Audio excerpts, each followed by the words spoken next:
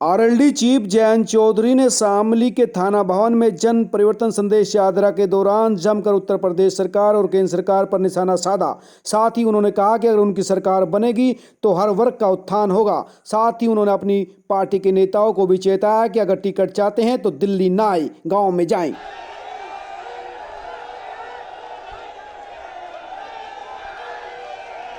फूल की तो मने है जी, फूल की तो मने है। राम राम जी।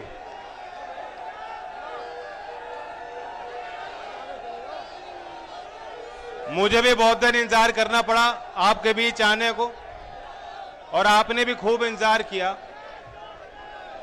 कार्यक्रम तो पहले हो जाना था, लेकिन कुछ दिन टाल के आज मैं फिर आपके बीच हूं।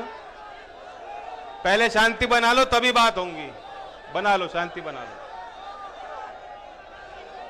रुक जाओ रुक जाओ रुक जाओ, आप सब शांति बनाए रखें, व्यवस्था बनाएं, तभी चौधरी साहब बोलेंगे।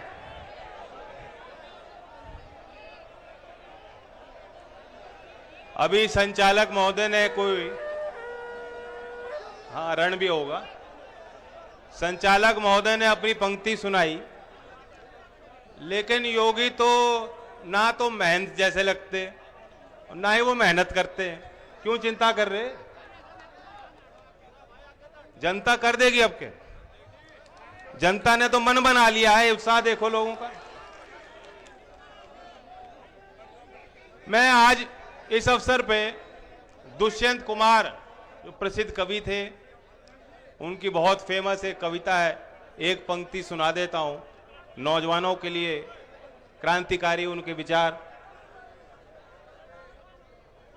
शांति बना लो। आप लोग शांति से सुने। हो गई है पीर, पर्वत सी पिघलनी चाहिए। हो गई है पीर, पर्वत सी पिघलनी चाहिए। मैं भी भूलने लगा।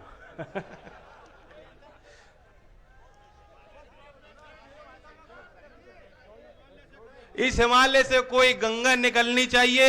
आज ये दीवार पर्दे की तरह हिलने लगी है, शर्त लेकिन थी ये बुनियाद हिलनी चाहिए। तो नौजवानों, बुनियाद हिलानी है, व्यवस्था बदलनी है। जिस व्यवस्था के चलते पिछली सर्दी में किसान बैठे थे राजधानी की सीमाओं पर अपनी मांगों को लेकर, अब दोबारा सर्दी आ गई। जिस व्यवस्था के चलते वो किसान की अनदेखी होती, जिस व्यवस्था के चलते लोकतंत्र में किसानों को कुचला जाता है और पीड़ित परिवारों को न्याय से दूर रखा जाता है, जिस व्यवस्था ने अर्थव्यवस्था को चौपट कर दिया, मेरे नौजवानों की नौकरी छीन ली, जिस व्यवस्था के चलते जिस जनपद के गन्ना मंत्री हैं वे अपने क्षेत्र के किसानों के साथ भी न्याय नहीं कर पाते। मैं जानता हूं कि 30 अक्टूबर का आंकड़ा है, हमारे शामली मिल की जो गन्ने की जो मिलें हैं उन्हीं का जोड़ कर लोगे तो 373 करोड़ रुपए गन्ना किसानों का बकाया इसी जिले में, इसी जनपद में। तो ये बुनियाद हमें चेंज करनी है, हिलानी है। जो क्रूर शासक हैं, जो सोचते हैं कि जनता से मुंह मोड़ लो, चुनाव में दूसरे मुद्दे ले आओ, कभी पाकिस्तान, कभी तालिबान, कभी बाबर और अंग्रेज से लड़ना चाहते हैं। योगी जी गरीब आदमी पे यूएपीए लगाना चाहते हैं, बुलडोजर चलवाना चाहते हैं लोगों के मकानों पर। लेकिन एक भी दिन, एक भी तारीख 5 साल में हमने और आपने देखा है, आप भी गवाह हो, एक ऐसी तारीख, एक ऐसा पल नहीं आया कि योगी जी ने किसी पूंजीपति को या बड़े आदमी को कटघरे में खड़ा किया हो, क्या गरीब आदमी का पक्ष रखा हो, किसान का पक्ष रखा हो। अगर योगी जी चाहते तो यहां जो गन्ना किसानों का बकाया है, क्या सोचते हैं आप? अगर मंत्री जी दिल खोल के काम करते, अगर इनकी इच्छा शक्ति होती, अगर सरकार में किसान के दर्द और पीड़ाओं को समझने वाले लोग होते, चाहे दिल्ली में हो, चाहे लखनऊ में हो, तो ये नौबत नहीं आती। क्या करना है उनको, कानूनी दाव पेच सब मालूम है। कानून सख्त है, कानून में तो प्रावधान 14 दिन का है, कानून में ब्याज का प्रावधान है। एक कानून चौधरी साहब के समय का बना था जो मोदी जी ने उसको खत्म कर दिया। उस कानून में तो यह भी लिखा था कि कोई मिल मालिक अगर जो है भुगतान समय पे नहीं करता बार बार, तो उसकी मिल भी सरकार एक्वायर कर सकती है। वह कानून उन्होंने खत्म कर दिया मोदी जी ने, लेकिन अभी भी कानून है। अगर ये चाहते तो किसानों को समय पे भुगतान हो सकता। और चुनाव के पहले हमें, आपको पता है, मोदी जी ने आके बड़ी बड़ी बात कही थी। आज चुनाव के पूर्व संध्या पे हम सब सोच रहे थे कि इतना बड़ा आंदोलन हो रहा है, गांव गांव गली गली हर बैठक पे चर्चा है कि गन्ने का भाव तय होना है, कुछ ना कुछ बढ़ेगा। लोग अनुमान लगा रहे थे, हरियाणा ने घोषित किया ज्यादा, पंजाब ने घोषित किया, उसके बाद सब लोग अनुमान लगा रहे थे कि कम से कम 400 पार तो होगा। खूब दबाव है किसानों का। योगी जी थरथरा रहे हैं, योगी जी हिल रहे हैं, उनकी बुनियाद हिल रही है और दिल जीतना चाहते हैं तो 400 से ज्यादा देंगे। लेकिन क्या दिया, क्या भरपाई हुई किसानों की? लागत भी पूरी नहीं होती। तो 5 साल में जो किसान के लिए इतनी महाकंजूस सरकार रही हो, किस तरह से लागत बढ़ती आई आपकी। सबसे पूरे देश में सबसे महंगी बिजली। बनत के लोग आए थे अभी, उन्होंने बड़ा आशीर्वाद मुझे दिया, धन्यवाद करता हूं। पिछले साल बनत के ही एक मजदूर जो 4 साल से हरियाणा में भट्टे में मजदूरी कर रहा था, जिसके घर में कोई कनेक्शन नहीं था, कोई बिजली नहीं आ रही थी, उस एक गरीब के घर भी 1,37,000 रुपए का बिजली का बिल योगी सरकार ने, योगी जी ने खुद पहुंचाया था। बताओ बनतवासियों, 1,37,000 का बिल आया था उस पर भी। कोई मजदूर कैसे भर देगा, कोई किसान कैसे भर देगा ऐसे बिल को? अब किसानों को डर लग रहा है क्योंकि आपके ट्यूबवेल पे भी मीटर लग रहे हैं। और किसान जो बैठे हैं आंदोलन कर रहे हैं, उनकी मांग कृषि कानून को लेकर है। लेकिन एक बड़ी बात है जिस पे चर्चा हम लोग नहीं कर रहे। मोदी जी चाहते हैं कि बिजली कानून 2003 को बदल दिया जाए। आज बिजली एक्ट के तहत उपभोक्ताओं की अलग अलग श्रेणियां हैं, इंडस्ट्रियल, कमर्शियल, और ये जो कानून बनाना चाहते हैं कि सारी श्रेणी एक हो जाएगी। किसी भी राज्य सरकार में जो रेट का निर्धारण की जो प्रक्रिया है या जो आयोग बने हैं, उनके हाथ में कुछ नहीं रहेगा। बिजली कानून अगर ये मोदी जी जैसा बनवाना चाहते हैं, अगर बन गया, अगर हम और आप चूक जाएंगे, जिस तरह से आपने अभी देखा उपचुनाव में थोड़ी सी आपने इनको चोट पहुंचाई, हिमाचल प्रदेश के, राजस्थान के, हरियाणा के लोगों ने थोड़ी उनको चोट दी और तुरंत जो है उन्होंने टैक्स कम करके, घटा के डीजल और पेट्रोल के भाव आपके लिए कम किए। ये वो चोट का कारण परिमाण है, वही कारण है कि उनको एहसास हो रहा है। अगर हम और आप चूक गए तो ये बिजली कानून में संशोधन भी सरकार लाएगी। एक श्रेणी में सब आ जाएंगे और फिर दिल्ली में बैठ के अंबानी और अदानी जैसे लोग कितना बिजली का बिल आपके घर में पहुंचना चाहिए, ये लोग तय करेंगे। हम और आपके हाथ में कुछ बस में रहने वाला नहीं। मैं सचेत कर रहा हूं, 14 दिन की बात मैं कह रहा हूं, 14 दिन की बात हर एक किसान जानता है कि ये हमारा हक है। आज नहीं मिल रहा 14 दिन में, 1 साल 1.5 साल पीछे मिल रहा है, तब भी कोई शिकायत किसान नहीं कर रहे हैं कि मिल जा। लेकिन हम और आप जानते हैं, सब लोग जानते हैं कि आज कानून में 14 दिन का प्रावधान है। वो 14 दिन की जब प्रावधान जब तक कानून में लिखा जाएगा, देश के न्यायालय में, लोकतंत्र में, देश की सदन में, सड़क पे हम और आप बैठ के अपना विरोध भी जता सकते हैं और पूछ भी सकते हैं और हिसाब भी ले सकते हैं कि 14 दिन हो लिए।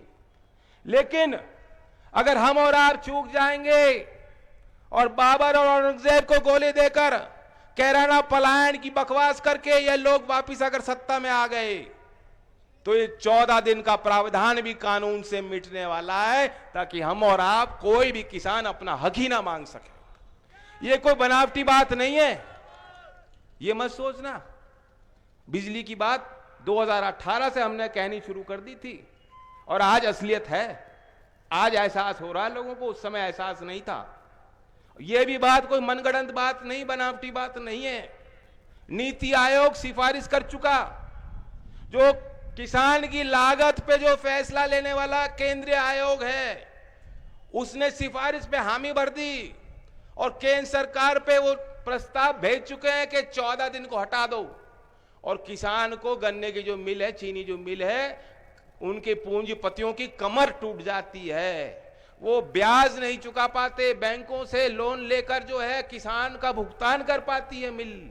ये दलील दी है, ये दलील दी है जो आपके वकील बैठे हैं दिल्ली में, ये दलील उनको मोदी जी के आगे रखी जा रही है। और अगर हम और आप चूक जाएंगे तो निश्चित तौर पे 14 दिन का आपका जो आज हक है, वो हक आपसे छीन लिया जाएगा। वो कह रहे हैं किस्तों में दो, 14 दिन की बात खत्म करो, किस्तों में दो। अगर आपने गन्ना सप्लाई कर दिया और कई किस्तों में 1 साल, 2 साल, 3 साल में आपको पेमेंट मिलेगा, क्या हो रहा है गुजारा? बच्चों की फीस भर पाओगे? शादी में जिस तरह से बैंड बाजे के साथ और शान के साथ, हालांकि मेरे विचार तो अलग है, मैं तो चाहता हूं शादी में ये सब नहीं करो। मेरी खुद की बारात में 50-60 लोग गए थे, चौधरी साहब भी ऐसे ही चाहते थे, सादगी से, लेकिन आपके बस में नहीं रहना। तो ऐसी जालिम सरकारें हैं, ऐसी व्यवस्था को बदलना है तो बहुत ही समझदारी से हमें और आपको आगे मिलकर चलना हो, बहुत प्रयास करने पड़ेंगे। ये सभा तो आपने बहुत अच्छी कराई है, लेकिन जितने लोग टिकट मांग रहे हैं उनको भी मैं हिदायत देता हूं, वो चिंता मत करो। और जितने हमारे बैठे हैं कार्यकर्ता, उनको भी मैं कहता हूं कि अपनी चाल और दुगनी तेज करो।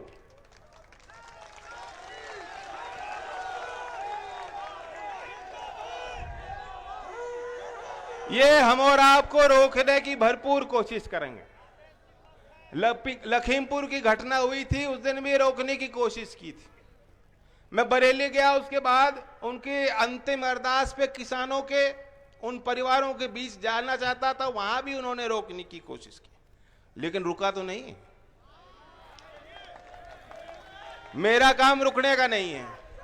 मैं खुले दिल से आपके वादा करता हूं, अगर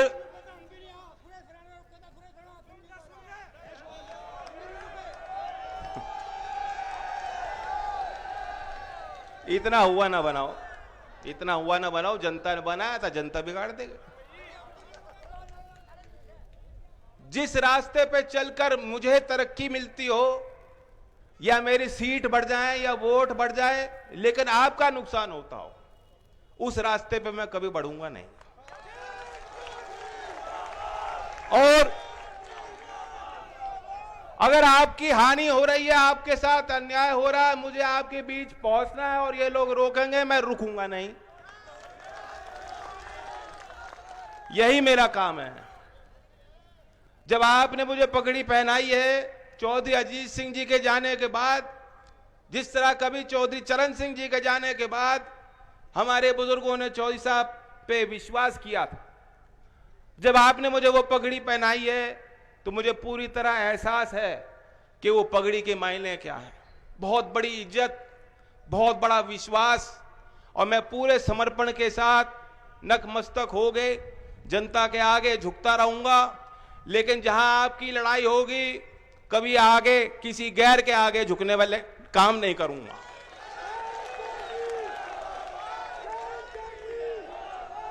हमें यूपी की फिजा बदलनी है। मैंने सपना देखा है अपने शामली क्षेत्र के नौजवानों के लिए। अगर आप व्यवस्था बदलना चाहते हो, इनकी बुनियाद हिलाना चाहते हो, वैसे आना तो आज ही था मुख्यमंत्री जी को।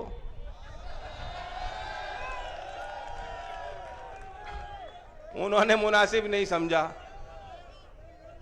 ऐसी कोई बात नहीं योगी जी, उंगली वाली बात पुरानी हो गई, ऐसी कोई बात नहीं। कैराना में कही गई थी और कैराना में आपने कर दिया था, कर दिखाया था।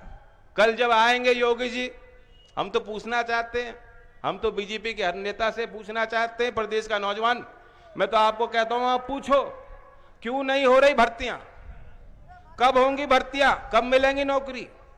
70 साल नौकरी दूंगा, 70 लाख नौकरी दूंगा 5 साल के अंदर, उन्होंने कहा था, योगी जी ने कहा था। आज पूरे देश को पाट दिया, 4.5 लाख नौकरी दी है। खुद कह रहे हैं कि 4.5 लाख नौकरी दी गई, 70 लाख का वादा किया था। सारी सरकारी उपक्रम कंपनियों को बेचने में जुटे हैं, कहां से नौकरी मिलेंगे। जब सरकारी नौकरी नहीं बचाएंगे, विभाग में भर्ती नहीं हो रही तो क्या करोगे, आरक्षण लेके क्या करोगे जो नौकरी नहीं निकलेगी। तो इसलिए मैंने नौजवानों को बहुत बड़ा सोच समझकर वादा किया है। क्या वादा है, याद है आपको? बस आपके जुबान पे आ गई बात, जो मेरे दिल की बात। ये बात लोगों को लगता होगा बहुत बड़ी बात, लेकिन आप हिसाब लगा लो, प्रदेश के अगर 5 साल में हम 3% लोगों को भी नौकरी नहीं दे पाए, 3% ही तो है, 5 साल में 3% को भी रोजगार अगर हम लोग नहीं दे पा रहे, सरकारी क्षेत्र में, निजी क्षेत्र में, तो क्या फायदा। लाना था ऐसी सरकार पे, ऐसी सत्ता को 2 मिनट में मैं ठोकर मार दूंगा जिससे आपको फायदा नहीं मिलेगा, नहीं चाहिए। और मैं तो चुनाव जीत के भी देख लिया, चुनाव हार के भी देख लिया, कोई आफत नहीं आ रही, कोई आफत नहीं आ रही। हम वही हैं, आप वही हो। ये जरूर है कि कष्ट बढ़ गए, बोझ बढ़ गया आप पर, उस चीज का मुझे एहसास है और मुझे लगता है कुछ आपको भी एहसास हो लिया।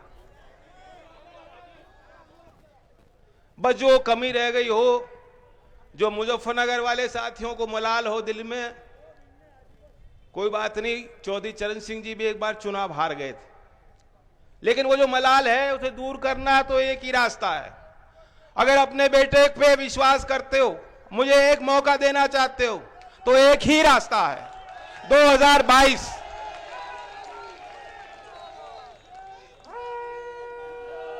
मुझे भी एहसास है हम लोगों की मजबूती क्या है, हम लोगों की कमजोरियां क्या। हमारी मजबूती है ये नौजवान, ये हल्ला बहुत करते हैं, सभा में भी आएंगे, ट्रैक्टर लगाएंगे, झंडा लगाएंगे, आक्रामक हैं, इनकी जरूरत है मैं, लेकिन जोश के साथ होश की भी जरूरत। हमारी कमजोरी यह भी है कि हमारे संगठन का ढांचा बहुत कमजोर है, नहीं बच रहा संगठन। हमारे संगठन के सभी जिम्मेदार लोगों से मैं उम्मीद करता हूं कि आने वाले 2 माह के अंदर हर गांव में कार्यकर्ताओं को मैं देखना चाहता हूं, हर गांव में प्रशिक्षित कार्यकर्ता हमारे होने चाहिए। आज ही मैं ऐलान कर रहा हूं, आने वाले समय में हर रविवार को हम अभियान छेड़ेंगे, बहुजन उदय अभियान।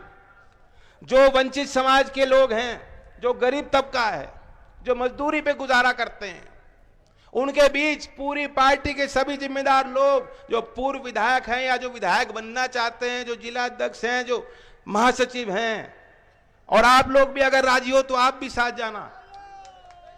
हर रविवार को उनके गांवों में जाना है, उनके बीच जाना है, उनकी समस्याओं को समझना है, उनकी रग पे हाथ रखना है, उन्हें संगठन में जिम्मेदारी देनी है।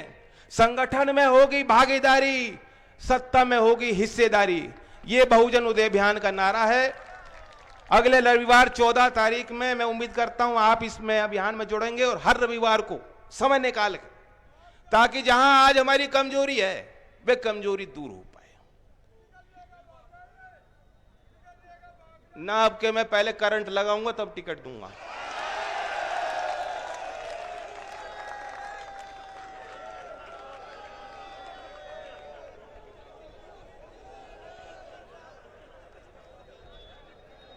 गन्ने के बारे में मैं बताना चाहता हूं, जो हमने फैसला लिया है, यह आखिरी पेरोई सत्र है गन्ने का, जो अब चल गया, यह आखिरी सत्र है जब आपको कष्ट झेलने होंगे।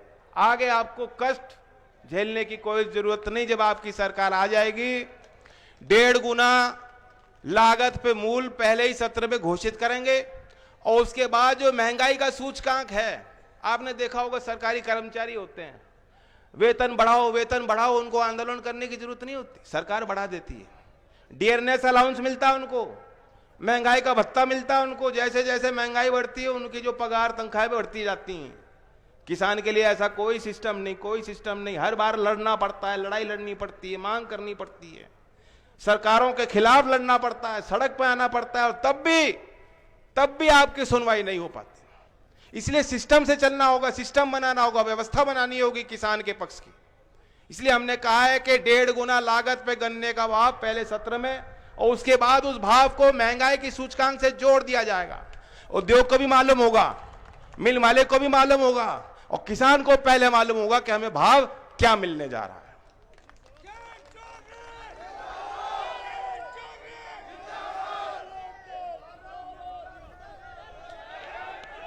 अब ये कह रहे सरकारी कर्मचारी सब तंग है, मैं जानता हूं, पुलिस वाले भी बहुत तंग हैं, लेकिन इनकी बात भी कही है हमने बहुत बढ़िया। अब ये मुस्कुरा तो रहे, लेकिन मैं नहीं चाहता इनकी नौकरी बिगड़ जा। कोई बात नहीं, इनकी लाठी भी खाई हमने, कोई बात नहीं। हमारी लड़ाई इनके लिए है, सर समाज के लिए है। न्याय का राज जो राम राज के ढोंग करते हैं, अच्छा शासन लोगों को मिल पाए।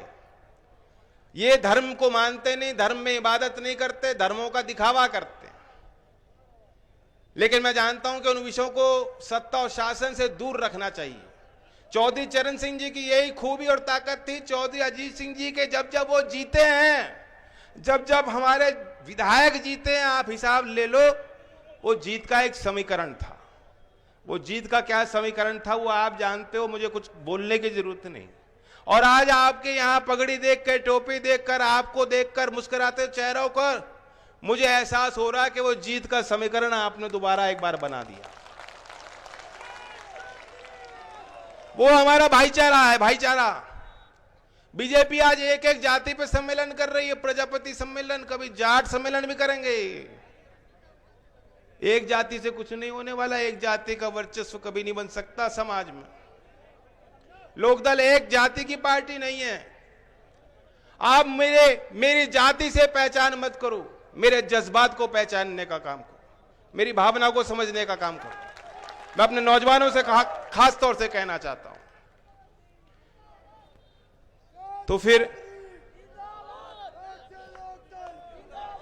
हमारे घोषणा पत्र पे भी आप लोगों ने गौर किया होगा, मोटी मोटी बातें तो आपको पता है नौकरी की।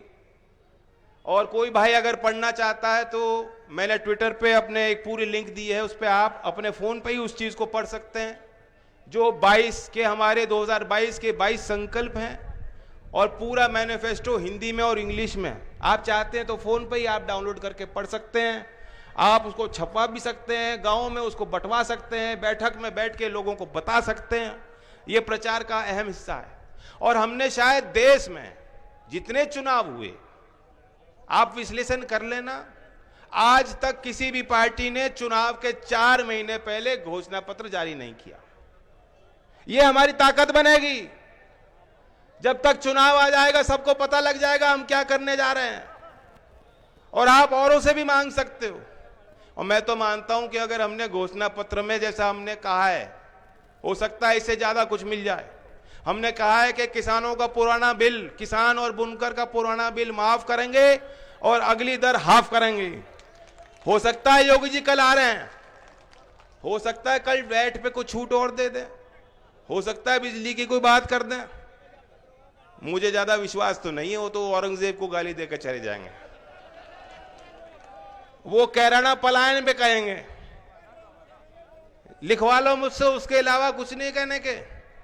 गन्ने पे कुछ नहीं कहेंगे, वो कहेंगे हमने गन्ने पे इतना जो है पैदावार करा दिया। कभी खेत में तो गए नहीं वो तो बछड़ों के बीच घूमते हैं, खेत में तो गए नहीं।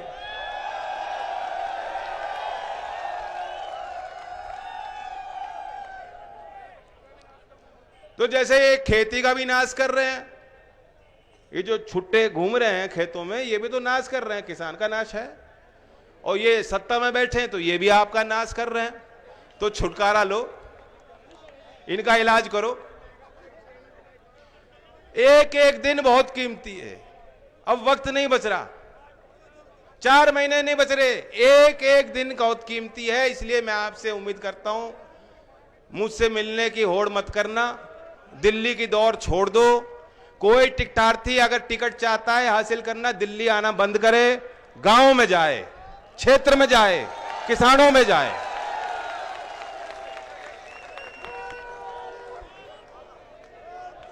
और गढ़ के मेले की, गंगा मेला की, दिवाली की, गोवर्धन की, सभी त्योहारों की, भैया दूज की आपको शुभकामनाएं। मैं इस बार मना तो नहीं पाया आपके बीच, मैं जानता हूं ये बार दिवाली भी सबके लिए फीकी रही, लेकिन मैं जानता हूं कि हम और आप साथ रहेंगे तो उजाला भी पहुंचेगा, तरक्की भी पहुंचेगी घर घर। धन्यवाद। जय हिंद, जय भारत, जय किसान।